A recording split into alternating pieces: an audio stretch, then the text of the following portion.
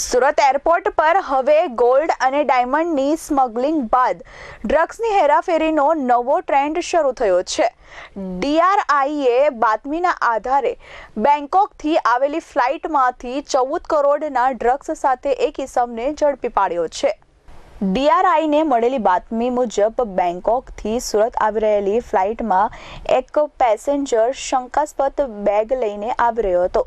Surat airport પર land થયા બાદ આરોપી એઝાઝ પોતાની ટ્રોલી સાથે ઝડપથી એરપોર્ટની બહાર નીકળવાનો પ્રયાસ કરી રહ્યો હતો, પરંતુ કસ્ટમ્સ અને ડીઆરઆઈના અધિકારીઓએ તેને અટકાવીને તેની બેગની તપાસ કરી।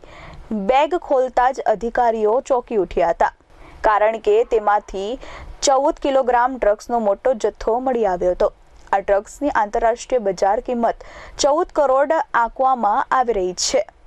આરોપીની પૂછપરછમાં સામે આવ્યું હતું કે તે આ કામ પહેલી વાર કરી રહ્યો હતો અને તેને એરપોર્ટ પરથી બહાર નીકળીને મેઇન રોડ પર ઊભેલી એક કાળી કારમાં બેસી જવાનું કહેવામાં આવ્યું હતું, પરંતુ આ કાળી કાર કોની હતી અને તે ક્યાં જવાની હતી તે વિશે તેને કંઈક ખબર નહોતી। આ ખુલાસાએ ડ્રગ્સ માફિયાઓની મોડસ ઓપરેન્ડી પર પ્રકાશ પાડ્યો છે, જેમાં ડિલિવરી બોયને પણ આખી ચેઇન વિશે જાણકારી આપવામાં આવી નથી। ડીઆરઆઈની ટીમ હાલ આ કાળી કાર અને તેના માલિક સુધી પહોંચવા માટે સઘન તપાસ કરી રહી છે। Bureau report S24 news Surat.